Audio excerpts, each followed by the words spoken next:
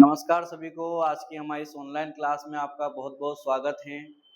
तो आज हम आपके लिए लेकर आए हैं क्लास नंबर 6, जिसके अंदर हमारा आज का टॉपिक रहने वाला है वो रहेगा विद्युत क्षेत्र रेखाएं, उसके गुण, विद्युत द्विध्रुव, विद्युत द्विध्रुव आघूर्ण, है ना। इस टाइप के 2 या 3 टॉपिक हम आज की क्लास के अंदर पढ़ने वाले हैं। तो इससे पहले हमने कम से कम 5 क्लास हमने पूरी कर चुके हैं, है ना, फिजिक्स की।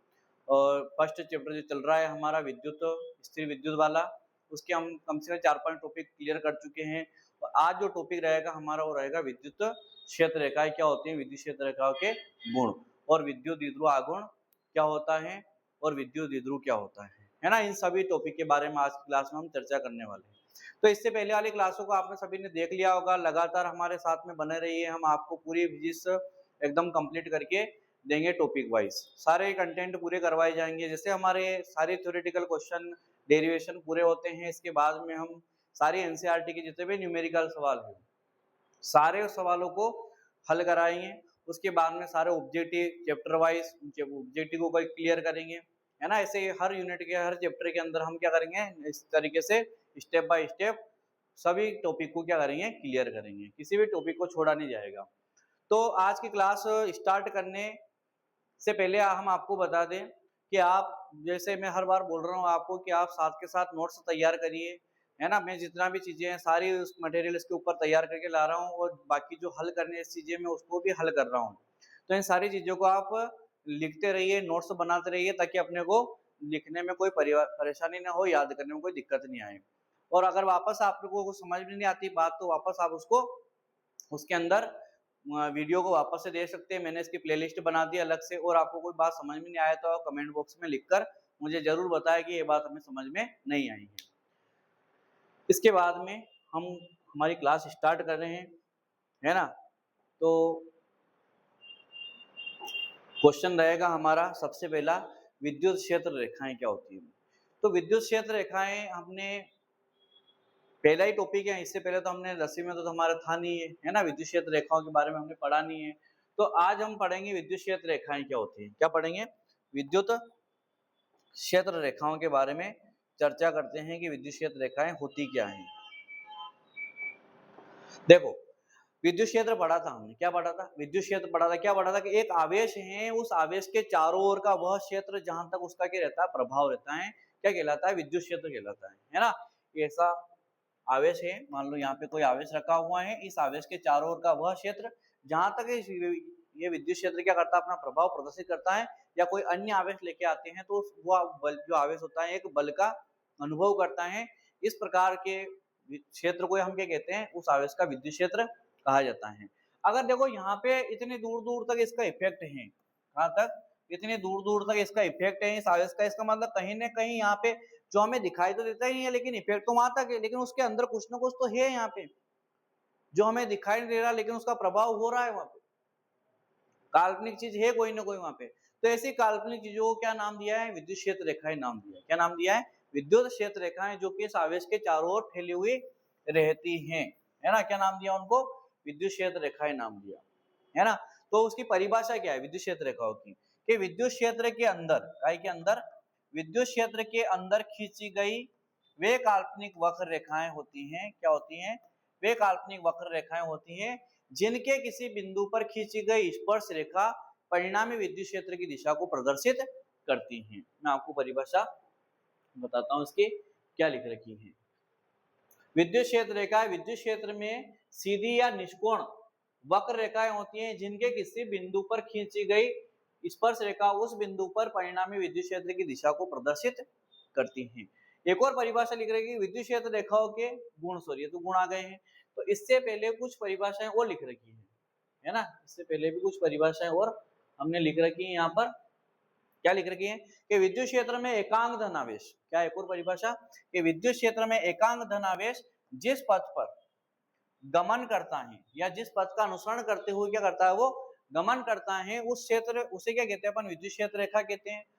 अथवा विद्युत क्षेत्र में खींचा गया वह काल्पनिक निष्कोण वक्र है, क्या है, विद्युत क्षेत्र रेखा है, विद्युत क्षेत्र में खींची गई वे काल्पनिक निष्कोण वक्र हैं जिस पर पृथक्कृत स्वतंत्र एकांक धनावेश क्या कर सकता है, गमन कर सकता है। कुल मिला के ये क्या होती है, काल्पनिक निष्कोण वक्र रेखाएं होती हैं। क्या होती है, जिनका कोई भौतिक अस्तित्व नहीं होता है, केवल कल्पना की गई है कि इस प्रकार की क्षेत्र रेखाएं वहां पर निकलती हैं, जिनके ऊपर क्या कर सकता है, एकांक धनावेश उनके ऊपर गमन कर सकता है। ऐसी काल्पनिक निष्कोण वक्र रेखाओं को हम क्या नाम देते हैं, ये क्षेत्र रेखाएं जो होती है ना, प्लस से स्टार्ट होती है और माइनस पर जाकर क्या होती है, समाप्त होती है। इस तरीके से है ना, क्षेत्र रेखा इस तरीके से प्लस से चालू होती है और माइनस पे जाके क्या होती है, समाप्त ऐसे निकलती रहती है। तो इनके किसी बिंदु पर खींची गई स्पर्श रेखा, ये स्पर्श रेखा क्या बताती है, परिणामी विद्युत क्षेत्र की दिशा को प्रदर्शित करती है। एक परिभाषा होती है, इस प्रकार से याद कर सकते हैं, है ना।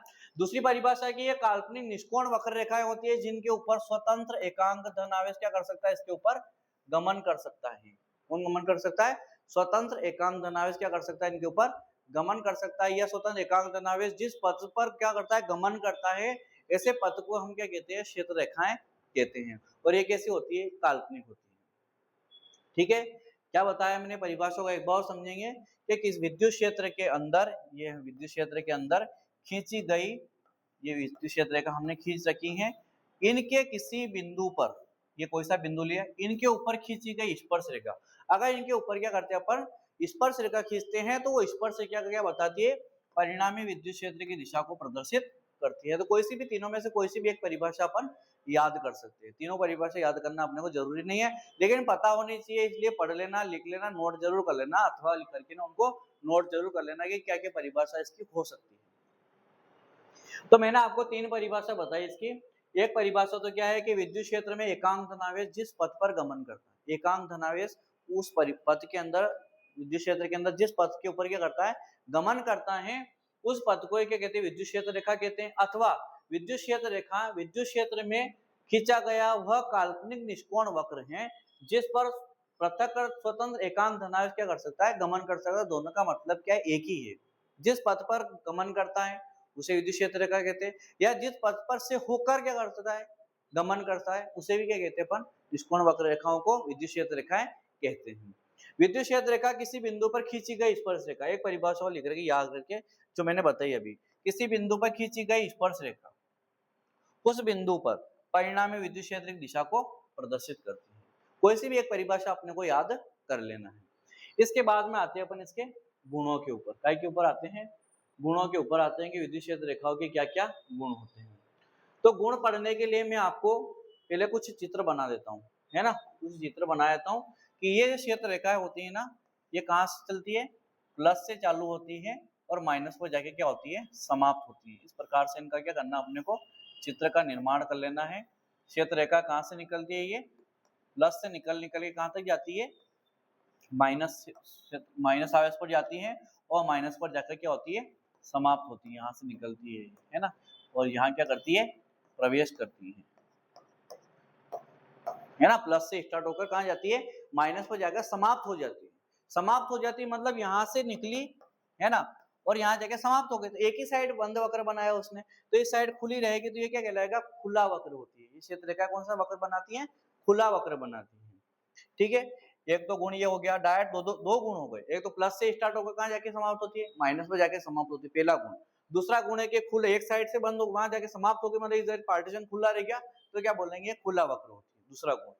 तीसरा गुण होता है कि ये जो क्षेत्र रेखा होती है ना, ये एकल आवेश की उपस्थिति में, कौन से आवेश की उपस्थिति में, एकल अगर आवेश है, तो ऐसी कंडीशन में क्या होता है, मैं बना देता हूं फिर बताता हूं। ये एकल आवेश था धन, तो धन से तो क्या होती है, जाती है ना। और एक और बना देता हूं मैं ऋण वाला, है ना, तो ऋण के ऊपर क्या होती है, क्षेत्र रेखाएं प्रवेश करती हैं, क्या करती है, यहाँ पे प्रवेश करती हैं। तो एकल अगर आवेश है, तो ऐसी कंडीशन में यूं कहते हैं कि ये क्षेत्र रेखा अनंत से प्रारंभ होती है और अनंत पर जाकर समाप्त होती है, क्योंकि एक ही आवेश है। अगर पॉजिटिव है तो वहां से जाएगी, और कब तक जाएगी, जब तक नेगेटिव नहीं आए तब तक वो चलती रहेगी। तो अनंत से स्टार्ट हुई और अनंत पे जाके क्या होगी, समाप्त होगी। और अनंत अगर ऋण है तो ऋण पे आती हुई नजर आएगी, तो आई कहां से, अनंत से, क्योंकि जहां धन होगा वहीं से आ रही होगी वो।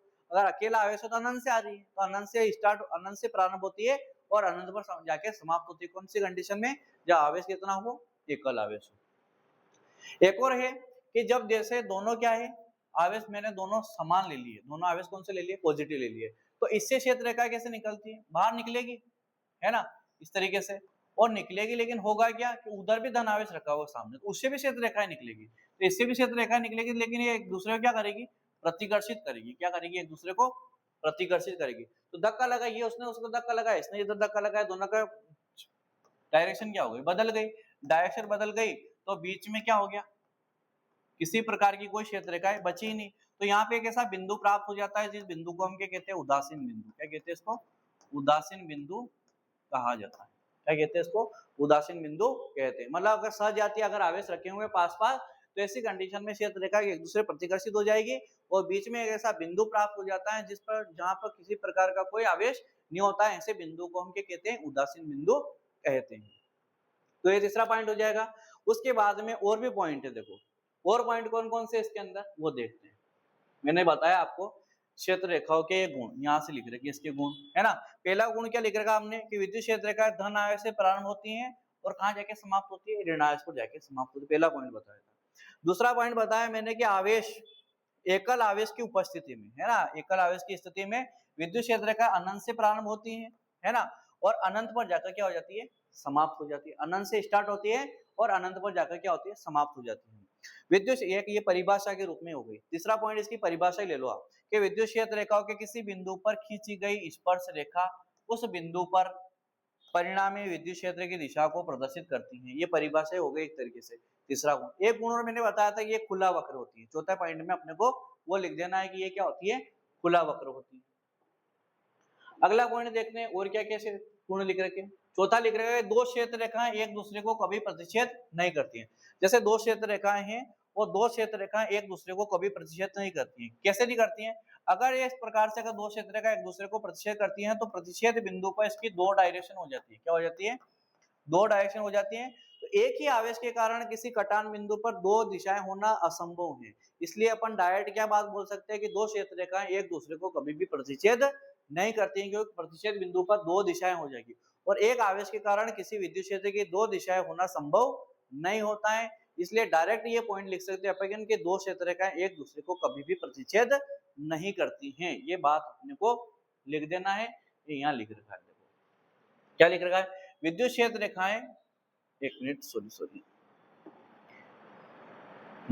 मेरा क्या लिख रखा है, दो क्षेत्र रेखा एक दूसरे को कभी भी नहीं काटती है ना। कारण भी लिख रखा, देखो मैंने यहाँ पे कारण लिख रखा है इसका।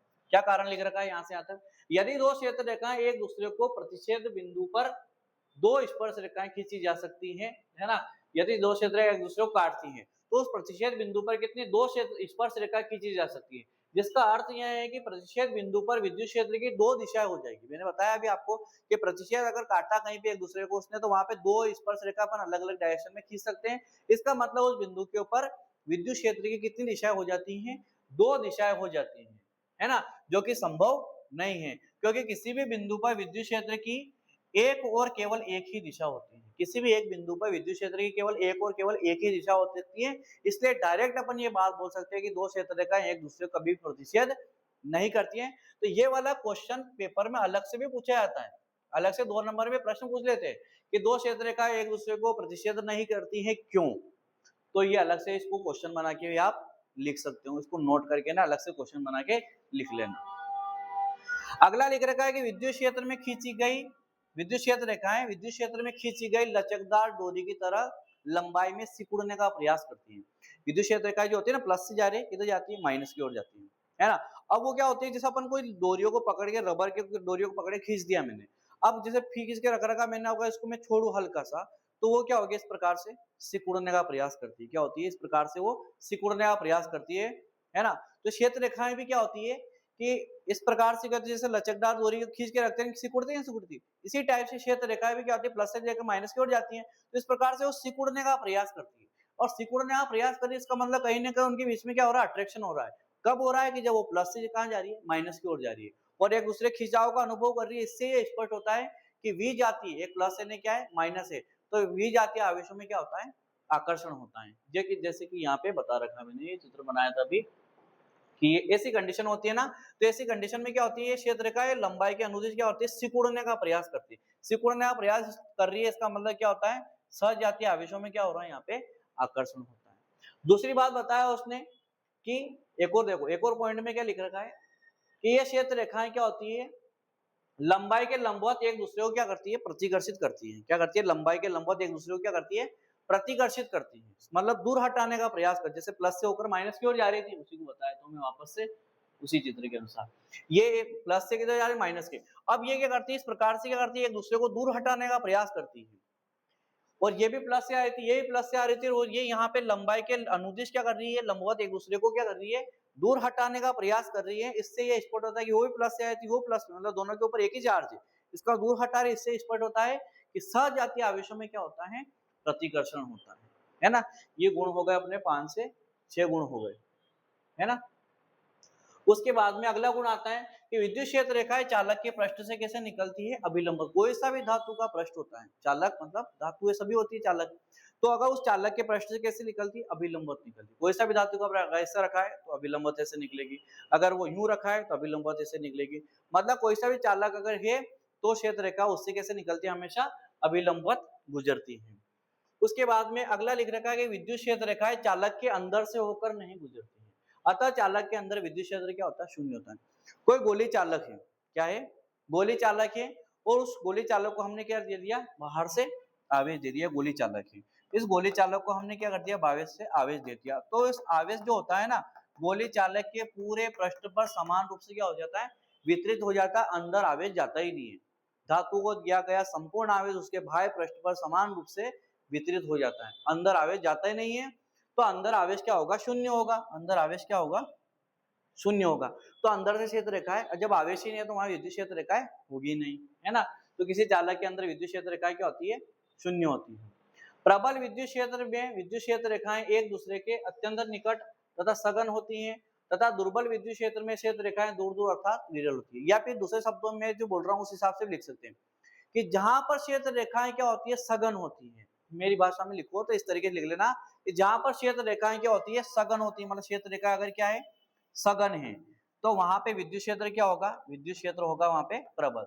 और जहां पर क्षेत्र रेखाएं क्या होती है, विरल होती हैं, वहां पे विद्युत क्षेत्र जो होगा कैसा होगा, दुर्बल होगा। कैसा होगा, दुर्बल होगा। तो इस पॉइंट को इस तरीके से लिख देंगे कि जहां विद्युत क्षेत्र रेखाएं क्या होती है, सघन होती है, वहां विद्युत क्षेत्र क्या होता है, प्रबल होता है।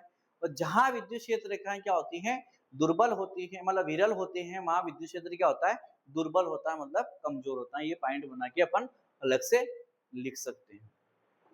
तो ये हो गए हमारे क्या, विद्युत क्षेत्र रेखाएं और उसके गुण हो गए, है ना। इसके बाद में जो हमारा अगला क्वेश्चन आ रहा है वो आ रहा है विद्युत द्विध्रुव का। का आ रहा है, विद्युत द्विध्रुव। हमने इससे पहले पढ़ा था, एक ध्रुव पढ़ा था, मतलब आवेश का एक ध्रुव होता है, एक तो प्लस होता है ना क्या होता है, माइनस होता है। तो अगर एक अकेला है तो अपन एक ध्रुव बोलेंगे, और दो ध्रुव अगर एक साथ हैं तो फिर हम क्या बोलेंगे, द्विध्रुव। लेकिन इसकी परिभाषा कुछ और होती है, साइंटिफिक परिभाषा कुछ और होती है, लेकिन दो अगर एक साथ में तो द्विध्रुव नाम दिया उसको। परिभाषा पढ़ेंगे तो इससे पहले हमने बिंदु आवेश के कारण किसी बिंदु पर हमने तीव्रता का व्यंजक निकाला, विद्युत क्षेत्र की तीव्रता पढ़ ली, फिर बिंदु आवेश के कारण तीव्रता का व्यंजक निकाल लिया। अब पढ़ेंगे अपन क्या, द्विध्रुव पढ़ेंगे। द्विध्रुव क्या होता है, तो अल्प दूरी पर स्थित समान परिमाण के विजातीय आवेशों के निकाय को क्या कहते हैं, विद्युत द्विध्रुव कहते हैं। किसको कहते हैं, विद्युत द्विध्रुव के समान परिमाण के, ये परिभाषा थोड़े अलग जा रही है, जो बोल रहा हूँ वैसे भी लिख सकते हैं अपन, कि समान परिमाण के दो विजातीय बिंदु आवेश, कौन कौन से, परिमाण तो क्या दोनों का Q और इसका भी क्या Q, लेकिन परिमाण क्या विपरीत, एक माइनस Q और एक क्या है प्लस Q। परिमाण तो दोनों का Q है, लेकिन एक के ऊपर ऋणावेश है, एक के ऊपर क्या है धनावेश है। समान परिमाण के दो विजातीय बिंदु आवेश एक दूसरे से अति अल्प दूरी पर स्थित होते हैं, तो ऐसे निकाय को हम क्या कहते हैं, विद्युत द्विध्रुव कहते हैं, है ना। इसको नाम देते थे अपन A, उसको नाम देते हैं अपन B, और ये बीच की दूरी को क्या लिखते हैं अपन 2l से लिखते हैं। कैसे दर्शाते हैं, 2l से भी दर्शाते हैं, कोई से 2a से भी दर्शा सकते हैं। अल्प दूरी होती है, इसको 2a या 2l से ज्यामितीय विधि द्वारा इसको निकाल रखा है, तो 2a या 2l के द्वारा इसको प्रदर्शित किया जाता है। तो क्या नॉर्मल परिभाषा है, क्या परिभाषा द्विध्रुव की, कि समान परिमाण की, परिमाण क्या दोनों का बराबर, और विजातीय मतलब एक क्या है पॉजिटिव है और एक क्या है नेगेटिव है। समान परिमाण के दो विजातीय बिंदु आवेश वायु या निर्वात में कहाँ पे स्थित हो, एक दूसरे से अति अल्प दूरी मतलब बहुत ही कम दूरी पर स्थित होते हैं, तो ऐसे पूरे निकाय को, पूरे सिस्टम को क्या कहते हैं, विद्युत द्विध्रुव कहते हैं। और इस प्रकार से इसका चित्र बना लेना अपने को कि एक विद्युत द्विध्रुव, वो इसकी दिशा जो हमेशा ध्यान रखना किधर, माइनस से किधर होती है, प्लस की ओर होती है ना। और इसकी जो दोनों आवेशों को मिलाने वाली जो रेखा है ना, ये रेखा क्या कहलाती है? द्विध्रुव की अक्ष कहलाती है। क्या कहलाती है? इसकी अक्ष कहलाती है। और ये 2l जो होती है इसकी मध्य बीच की दूरी होती है, प्लस क्यू माइनस क्यू आवेशों से मिलकर बना होता है ना। दोनों आवेशों के बीच की दूरी को द्विध्रुव की लंबाई कहते हैं, तथा दोनों आवेशों को मिलाने वाली अक्ष को हम क्या कहते हैं? द्विध्रुव की अक्ष कहते हैं। विद्युत द्विध्रुव द्वारा उत्पन्न विद्युत क्षेत्र क्या होता है? विद्युत द्विध्रुव क्षेत्र कहलाता है ना। इस प्रकार से इसकी कुछ बातें हैं वो अपने को नोट कर लेना है। नॉर्मल परिभाषा है, केवल ध्यान रखना अपने को कि द्विध्रुव के अंदर क्या होता है? दो आवेश होते हैं, एक होता है पॉजिटिव, एक क्या होता है? नेगेटिव। इसकी डायरेक्शन भी ध्यान रखना अपने को। इंपॉर्टेंट बात है कि माइनस की किधर होती है? प्लस की ओर होती है। बीच की जो अति अल्प होती है उसको 2l से भी दर्शाते हैं, और कोई सी बुक में अपन 2a से भी लिखते हैं। ये होता है हमारा द्विध्रुव। अब देखो द्विध्रुव है तो दो प्रकार के आवेश हैं, तो दो प्रकार का विद्युत क्षेत्र उत्पन्न करेगा। अगर ये प्लस आवेश है तो पॉजिटिव वाला विद्युत क्षेत्र उत्पन्न करेगा, ये माइनस वाला है तो माइनस वाला विद्युत क्षेत्र, दोनों प्रकार के विद्युत क्षेत्र उत्पन्न करेगा। इसके कारण अपन क्या करेंगे? किसी बिंदु पर विद्युत क्षेत्र की तीव्रता निकालेंगे तो दो बार निकलेगी, प्लस के कारण अलग तीव्रता निकलेगी और माइनस के कारण क्या निकलेगी? अलग तीव्रता निकलेगी। तो दो बार से क्या करेंगे अपन? तीव्रता निकालनी पड़ेगी, फिर उन दोनों को क्या करेंगे? अपन जोड़ेंगे, तब जाके हमारी क्या होगी? परिणामी तीव्रता सामने आएगी। तो ये था हमारा विद्युत द्विध्रुव। इसके बाद में अगला टॉपिक आता है हमारा, देखो उदाहरण दे रखी है कुछ विद्युत द्विध्रुव के, कहाँ पे रहता है विद्युत द्विध्रुव। जो पाया जाता है N2, H2, O2 आदि ऐसे अणु होते हैं जिनमें धन आवेश और ऋण आवेश के केंद्र समपाती होते हैं। मतलब कौन कौन सी चीजें ली अपन ने? सभी गैसें, देखो N2, H2, O2 है ना, ये सभी गैसें। इन गैसों के अंदर जो धन आवेश और ऋण आवेश होते हैं ना, उन धन आवेश और ऋण आवेश को केंद्र क्या होते हैं? समपाती होते हैं, plus minus plus minus plus minus plus minus. इस प्रकार से धन आवेश और ऋण आवेश के केंद्र क्या होते हैं? समपाती होते हैं। तो इनके अंदर द्विध्रुव पाया जाते ही नहीं, क्योंकि दोनों आवेश हैं और दोनों आवेश के बीच दूरी है ही नहीं। जब दूरी नहीं है तो ऐसा निकाय द्विध्रुव कहलाता ही नहीं है, बीच में दूरी होनी चाहिए। जब ऐसे अणुओं को किसी विद्युत क्षेत्र में रखते हैं, अगर ऐसे अणुओं को क्या करते हैं अपन? अगर विद्युत क्षेत्र लगा दें यहाँ पे, क्या लगा दें? विद्युत क्षेत्र लगा दें यहाँ पर, तो क्या होगा? इस प्रकार से क्या हो जाएंगे? ये थोड़े से विक्षेपित हो जाएंगे, प्लस और माइनस क्या हो जाएंगे? विक्षेपित हो जाएंगे। तो ये इसका क्या हो जाता है? ध्रुवण हो जाता है। ये घटना क्या कहलाती है? ध्रुवण कहलाती है। इसके ऊपर विद्युत क्षेत्र लगाते हैं ना, तो प्लस और माइनस क्या हो जाता है? थोड़े थोड़े विक्षेपित हो जाते हैं, तो बीच में क्या होगा? गैपिंग हो गई, तो फिर इनके अंदर क्या बन जाते हैं? द्विध्रुव बन जाते हैं। और ये वाली घटना क्या कहलाती है? ध्रुवण कहलाती है ना। कि इस पदार्थ का क्या कर दिया हमने? ध्रुवण कर दिया, जिसके कारण इसके अंदर भी क्या बन गए? विद्युत द्विध्रुव उत्पन्न हो गए। और कौन से? जैसे H2O, HCl, NH3 है ना, ये ऐसे पदार्थ हैं जिनके अंदर ऑलरेडी द्विध्रुव पाए जाते हैं, है ना। लिक्विड है, सारे पानी है ना। HCl कौन कौन आ गया इसमें? एक तो है HCl है ना, H2O। इनके अंदर क्या होते हैं? धन आवेश और ऋण आवेश के अंदर क्या होते हैं? समपाती नहीं होते हैं। क्या नहीं होते हैं? समपाती नहीं होते। मतलब इस तरीके से क्या होते हैं? दूर दूर होते हैं, पॉजिटिव या नेगेटिव, या पॉजिटिव या नेगेटिव, ये पॉजिटिव ये नेगेटिव।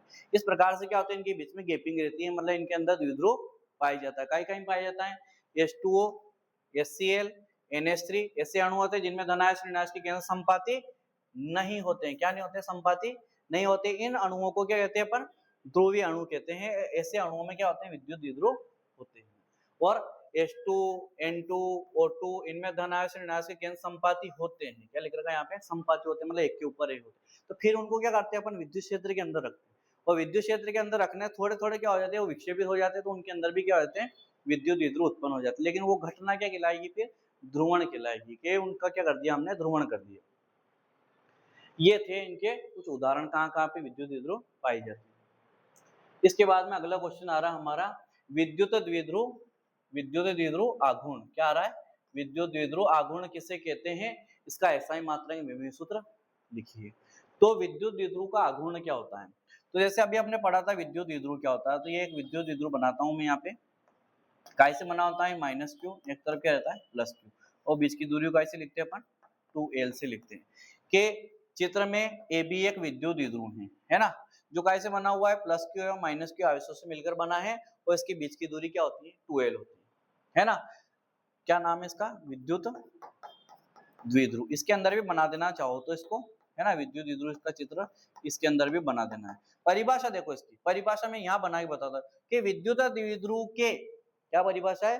विद्युत द्विध्रुव के किसी भी एक आवेश, क्या लिखा मैंने? विद्युत द्विध्रुव के किसी भी एक आवेश और दोनों आवेशों के, विद्युत द्विध्रुव का कोई सा भी एक आवेश और दोनों आवेशों के बीच की दूरी, कौन? 2L, इन दोनों के गुणनफल को क्या कहते हैं? विद्युत द्विध्रुव आघूर्ण कहते हैं। क्या परिभाषा बनाई मैंने? एक बार ध्यान से सुनना।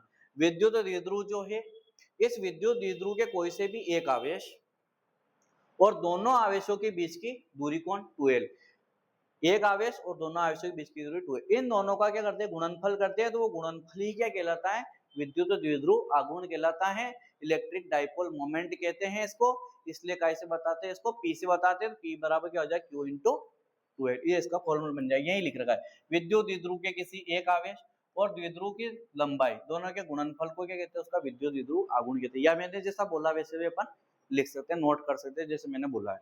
इसका ऐसा अगर मात्रक बनाना अपने को, तो ऐसा ही मात्रक क्या बनेगा? देखो, आवेश का मात्रक क्या होता है? कूलाम। क्या होता है? आवेश का मात्रक होता है कूलाम, और ये लंबाई है तो लंबाई का मात्रक क्या हो जाएगा? बीच का मीटर होता है, तो कूलाम मीटर इसका मात्रक बन जाएगा। विमेय सूत्र बनाना है, तो मैंने आपको बताया था कल कि 3 विमेय सूत्र अपने को याद रखना है, कार्य का, बल का और आवेश का। कार्य का होता है ml2 t-2, बल का होता है mlt-2 और आवेश का होता है TA। क्या होता है? TA। तो अभी देखो काय का चाहिए? तो आवेश का, तो आवेश का क्या होता है? TA, है ना। और लंबाई के लिए क्या लिख देता हूं मैं? L।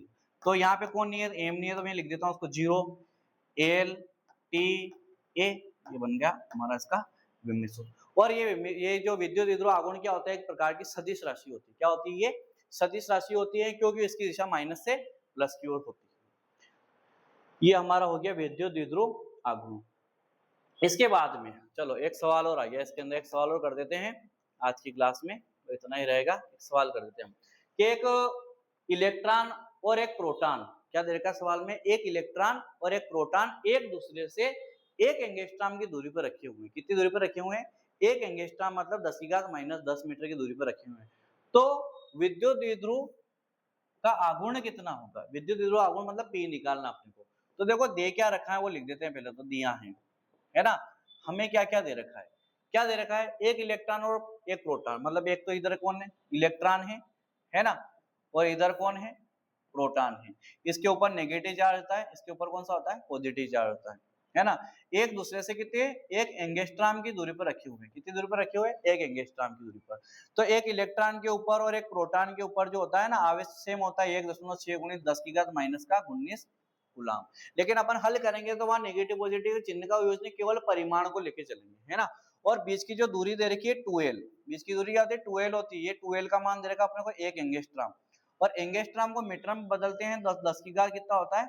-10 मीटर। ये बीच की डिस्टेंस दे रखी है, पूरे 2L का मान है, ध्यान रखना है। यूं नहीं करोगे, दो अलग लिख रखा है, L की जगह अपन ने ये लिख दिया तो गलत हो जाए। पूरे 2L का मान है। सूत्र लगा देते हैं विद्युत द्विध्रुव आघूर्ण का। क्या होता है? P बराबर Q इंटू 2L। तो P बराबर Q का मान कितना है? 1.6 × 10⁻⁻19।